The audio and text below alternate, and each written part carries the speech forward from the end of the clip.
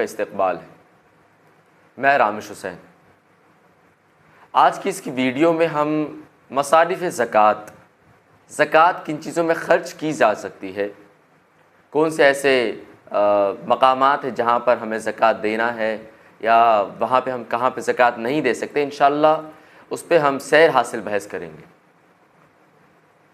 सबसे पहले अगर हम दलील देखें तो अल्लाह ताला ने कुरान मजीद में सूरह तौबा की आयत नंबर 60 में से बयान फरमाया है। आपके सामने मैं आयत कुछ पढ़ता हूँ, इस तरह से। अऊज़ु बिल्लाहि मिनश शैतानिर रजीम, बिस्मिल्लाहिर रहमानिर रहीम। इन्नमस सदक़ातु लिल फ़ुक़राइ वल मसाकीन वल आमिलीन अलैहा वल मुअल्लफ़ति क़ुलूबुहुम व फ़िर रिक़ाबि वल गारिमीन व फ़ी सबीलिल्लाहि व इब्निस सबील फ़रीदतम मिनल्लाह। तो गोया कि यहाँ पे 8 ऐसी जगह बयान की गई है इस आयत में जहाँ पर हमें ज़कात ख़र्च करनी है। सबसे पहले अल्लाह ताला फरमाता है इन्नमा सदक़ात, यानी कि बेशक ये जो ज़कात है, इन्नमा का जो लफ्ज़ अरबी में इस्तेमाल था वह हस्र के लिए, ताकीद के लिए, बहुत ही ज़ोर पैदा करने के लिए कि सिर्फ़ और सिर्फ़ अगर कहीं पे आप ज़कात ख़र्च करते हैं तो लिल फ़ुक़रा, फ़ुक़रा के लिए आपको ये ज़कात ख़र्च करनी है। अब सवाल यह है कि फ़कीर कौन है? तो फ़कीर के बारे में ये बात आती है कि फ़कीर वो शख्स होता है जिसके पास कुछ माल तो हो लेकिन वो अपनी बुनियादी ज़रूरियात को पूरा ना कर सकता हो, जिसके बारे में अल्लाह के रसूल सल्लल्लाहु अलैहि वसल्लम की एक हदीस भी है कि मिस्कीन वो नहीं होता कि जो मांगता फिरता है, मिस्कीन तो वो होता है कि जिसके पास कुछ नहीं होता। तो फ़कीर वो होता है जिसके पास अपनी मोहताजी के लिए, यानी अपनी मोहताजी को दूर करने के लिए, अपनी ज़रूरत के लिए सामान नहीं है, बिल्कुल नहीं है, कुछ नहीं है उसके पास। वो अपनी बुनियादी ज़रूरियात, बेसिक नीड्स भी पूरी नहीं कर सकता। फूड की और शेल्टर की नीड वो पूरी नहीं कर सकता, अपने बदन को नहीं ढांक सकता अच्छे से। तो आप पे फ़र्ज़ है कि सबसे पहला जिसको अल्लाह ताला ने बयान किया कि आप उसको अपनी ज़कात अदा करें। उसके बाद दूसरा वल मसाकीन, मिस्कीन, कुरान मजीद ने जैसा कि इस्तेमाल है, मिस्कीन ज़ामत रबा, मिट्टी में पड़ा हुआ मिस्कीन भी होता है। तो मिस्कीन के बारे में फ़ुक़हा ये कहते हैं कि वो ऐसा होता है जिसके पास अपनी बुनियादी ज़रूरियात को पूरी करने के लिए तो सामान मुहैया होता है लेकिन वो काफ़ी नहीं होता है, वो पूरा नहीं कर पाता है अपनी ज़रूरियात को। एक वो है जिसके पास बुनियादी ज़रूरियात के लिए भी कोई चीज़ नहीं है, और एक वे है जिसके पास थोड़ा तो है लेकिन पूरा नहीं है। आपको इसे भी ज़कात देनी है। उसके बाद वल आमिलीन अलैहा, अलैहा यानी अस्सदक़ात, अलस्सदक़ात यानी ज़कात के लिए जो काम करने वाले हैं।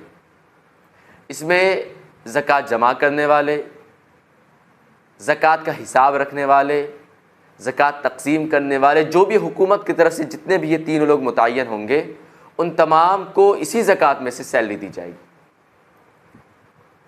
अल्लाह के रसूल सल्लल्लाहु अलैहि वसल्लम का असर इसमें है कि अल्लाह के रसूल सल्लल्लाहु अलैहि वसल्लम ने जिन सहाबियों को इसमें ये रखा था ज़कात जमा करने को, उसमें से हज़रत उमर रज़ियल्लाहु ताला अन्हु भी थे। तो अल्लाह के रसूल सल्लल्लाहु अलैहि वसल्लम ने हज़रत उमर रज़ियल्लाहु ताला अन्हु को इसी ज़कात के पैसे में से उनकी सैलरी दी थी। और भी बहुत सारे असहाब के बारे में हदीसों में आता है कि अल्लाह के रसूल सल्लल्लाहु अलैहि वसल्लम उन्हें इन्हीं ज़कात के माल में से उनकी सैलरी अदा किया करते थे, उनकी उजरत देते थे। उसके बाद जो चौथा हमारे पास ज़कात की मद है वो वल मुअल्लफ़ति क़ुलूबुहुम, मुअल्लफ़ा यानी तालीफ़ क़ल्ब के लिए, जिनके दिलों को आप फेरना चाहते हो, उसको मालूफ़ करना चाहते हो, मानूस करना चाहते हो। उसमें ऐसे लोग भी हो सकते हैं जिसको आप चाहते हो कि इनको माल दिया जाए ताकि इस्लाम के करीब आ जाए, इस्लाम कबूल कर लें। ये भी हो सकता है कि इस्लाम कबूल कर चुके हैं लेकिन वो उतने मुतमईन नहीं हैं, तो आप उनके दिलों को मजबूत करने के लिए ईमान पर आप उन्हें दे सकते हैं वो माल। या ऐसे लोग कि जिनके शर से मुसलमानों को महफूज रखना हो, वहाँ पे भी आप ये ज़कात दे सकते हैं। कि कोई ऐसा शख्स है जो मुसलमान को परेशान करता है, तो आप उसको पैसे के ज़रिए से पैसा दे करके कि वो मुसलमानों को तंग ना करे, परेशान ना करे, मुसलमान उसके शर से महफूज रहें। अल्लाह के रसूल सल्लल्लाहु अलैहि वसल्लम ने बहुत सारे लोगों को, आप देखेंगे फ़तह मक्का के बाद जब ग़ज़वा हुनैन हुआ तो बहुत सारे गैर मुस्लिमों को भी जो जंग में शरीक थे, अल्लाह के रसूल ने बढ़ बढ़ के दिया उनको।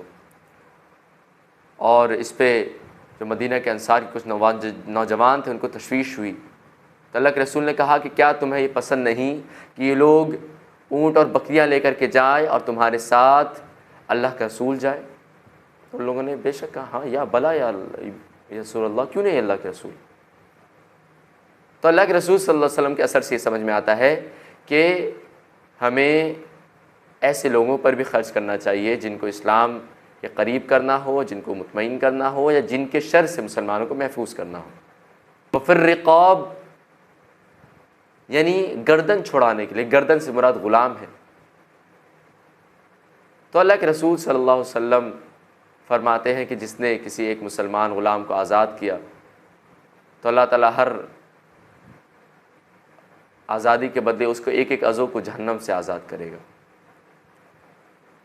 तो ख्वाह वो नॉर्मल ग़ुलाम हो, अब्द हो जिसको आप आज़ाद करा रहे हो, या वो मुकातब ग़ुलाम हो कि जिसने अपने मालिक के साथ कुछ मामला किया हो कि मैं आपको इतना माल दे दूंगा तो आप मुझे आज़ाद कर दीजिएगा, उन लोगों की, ऐसे ग़ुलामों की मदद करना हो।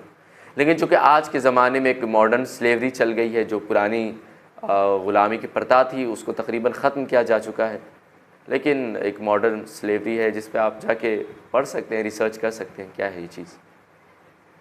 तो आज के ज़माने में जो मुसलमान बेगुनाह या गुनहगार ही सही, बेगुनाह आमतौर से जो कैदों में पड़े हुए हैं, जेलों में अपनी सज़ाएँ काट रहे हैं, आप उनकी मदद के लिए, उनको जेल से छुड़वाने के लिए फ़िदिया दे करके आप उन्हें आज़ाद करवाना, ये भी बिल्कुल इसी ज़िम्न में शामिल होगा। उसके बाद गारिमीन, गारिम यानी कर्ज़दार, जिन लोगों ने कर्ज़ ले रखा हो, ख्वाह उन्होंने अपनी ज़रूरत के लिए कर्ज़ लिया हो या लोगों में सुलह कराने के लिए कर्ज़ लिया हो, किसी भी वजह से कर्ज़ लिया हो, अगर वो कर्ज़दार हैं तो मुसलमानों को चाहिए कि अपनी ज़कात ऐसे लोगों को दें और उनकी मदद करें कि वो अपने ज़कात, वो अपना कर्ज़ अदा कर दें उनके ज़कात के ज़रिए से।